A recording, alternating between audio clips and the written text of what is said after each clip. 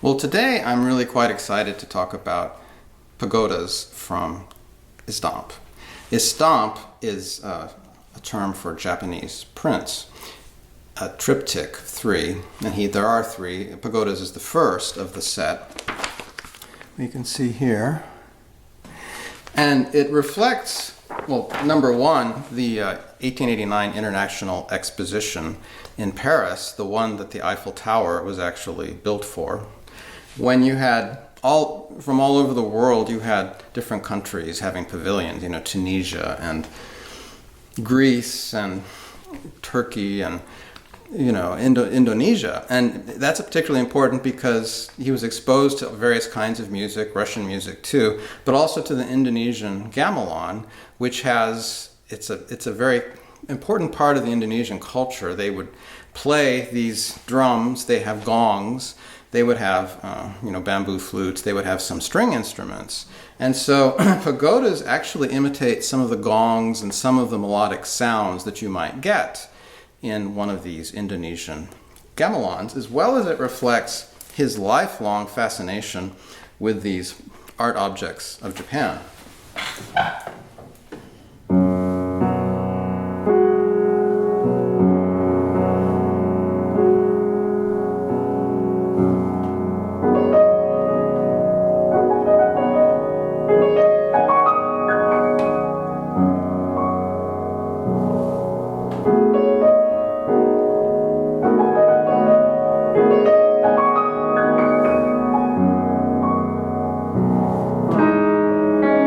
So the beginning is very interesting. We have these gong fifths, which come right out of the gamelan. In this case, it's a B and an F sharp. Then he introduces a G sharp to give it a little bit of tension, this whole step. Plus, he's dealing with a pentatonic, a 5-note scale.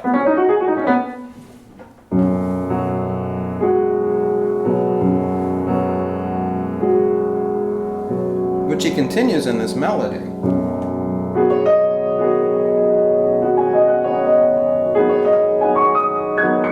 All this pentatonic until here. Now this becomes kind of a dominant seventh chord. So there's a little tension introduced. There's motion, we've gone somewhere.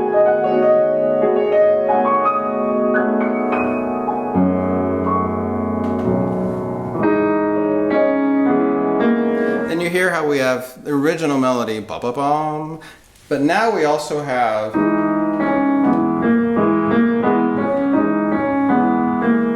so he's layering, as we would in the gamelan, these different layers of melodies, which actually is a G sharp minor, as it turns out.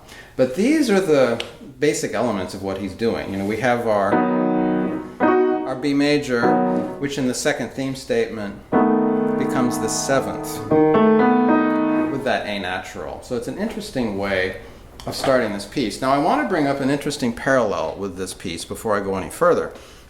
When I interviewed Roy Howitt for my first film, in his tiny little hovel apartment near Gare Saint-Lazare in Paris, and also near Trinité, the cathedral, tiny little place. I mean, his bed was about as closer than my yellow bookcase, and it's just I was sitting on the bed holding the camera and talking to him. He provided some very interesting things. Although Pagodas was finished in 1903, he thinks it was very concurrent with another of Debussy's pieces, La Mer, the sea, and that the whole thought process and the structures, La Mer is in 3 movements, Estampes is in 3 movements.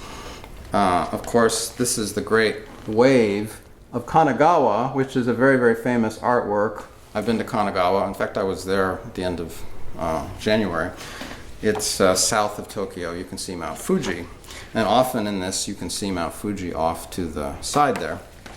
But in any case, the first movement, from dawn to noon, of the sea, is strikingly similar to Pagodas. It starts with the exact same B in the bass. And then he goes to the F sharp. And then the same G sharp that he goes to in the second theme statement.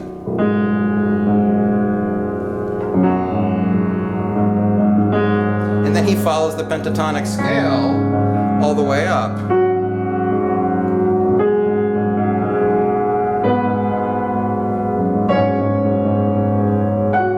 And then he ends at B. So Roy Howard is convinced that he had to be thinking of these concurrently. And I think so, because to start,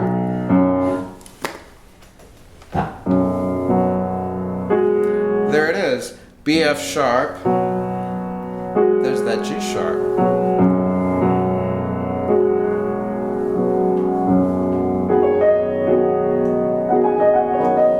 So it's striking that his most important orchestral piece has such similarities structurally and thematically to Pagodes.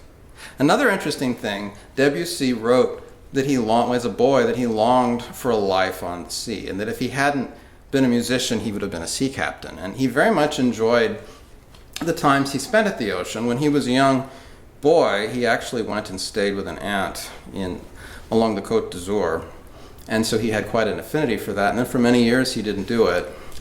And then later, with Madame von Meck, he did. When he bought that very special Blüthner piano, he was on vacation in Bournemouth, and he found it there on this island. So it's interesting, there are all these integrations with his life.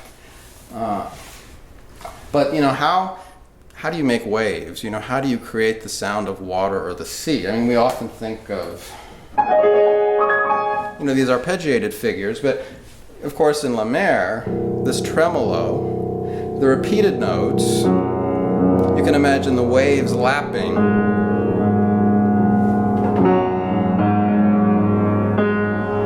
The waves growing, maybe receding. And I think he does this in very subtle ways in Pagodes as well. As we go on with Pagodes later, the second theme,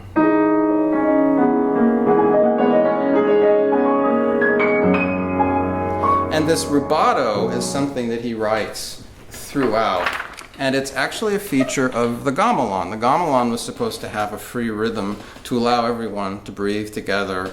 It had a kind of a life of its own, and you can see that these phrases at the very top, at the end, there's a da-da-dun, da-da-dee, da-da, and then he goes back down to the bottom. And this is a prominent similarity with the gamelan. So if we go up back into tempo.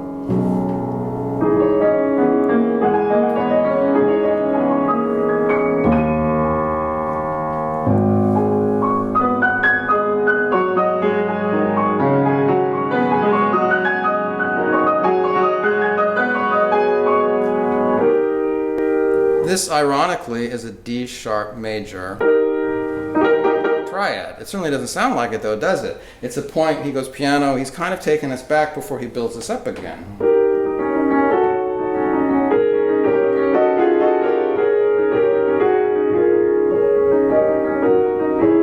More layers of the gamelan. Sorry about that.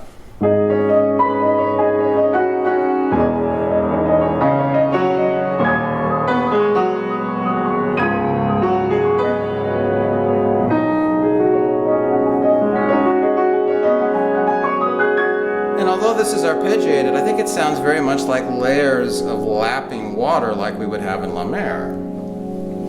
Very fluid, very contrary sorts of things going on that give us this sense of motion of the waves, of them breaking against each other.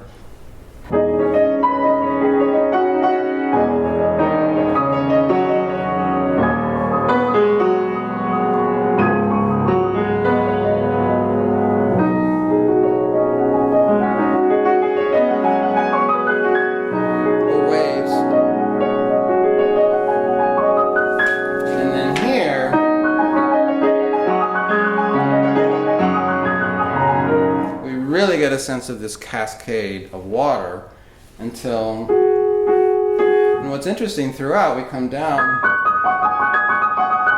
that's a different pentatonic scale. The black key pentatonic scale that I often will teach beginning students, because you can go ahead and put 1, 2, 3, 4, 5 on the keys.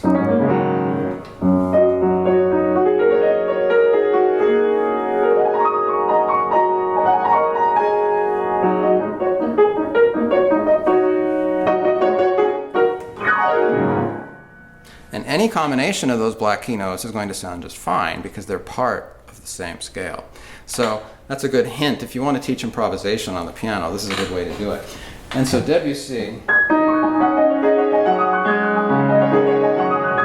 does that as we go on, and then the gong, the B at the bottom like we had at the very beginning, sound clears, plaintive melody.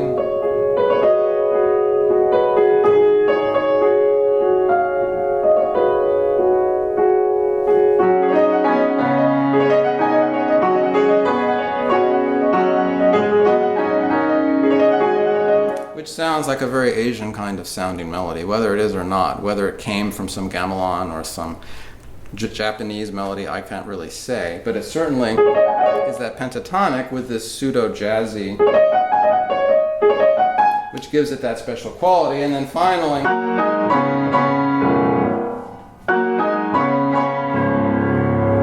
which sounds very, very dramatic, very triumphant, you know. Of course, I've been talking about the water, but of course this is about a pagoda. And of course, pagodas have these various layers, you know, and they can have shimmering qualities, they can look gold, they can have various icons. And so he's also, with these water shimmer things, also creating the layers of the pagoda. You know, not only do we have the layers of the gamelan, but we have these various pagoda layers. So he will build, I won't go through every little step of the way how he builds these layers, but it comes to quite an interesting climax at the end where he uses a really water kind of arpeggiated thing.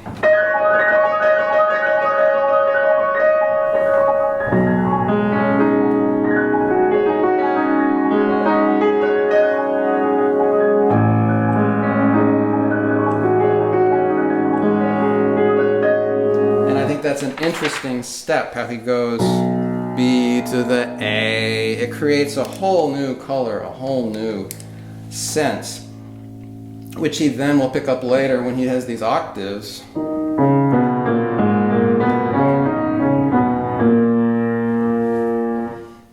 And goes on until the end. So I've chosen, although he didn't write this on his Blüthner piano, he wrote it basically a year before, it sounds wonderful. And so when I was in Brive-la-Gaillarde, I did do a recording of this piece, and it was almost as if it was a preview of what he was going to do. And so I've combined it with some Japanese footage, because Japan is very close to my heart.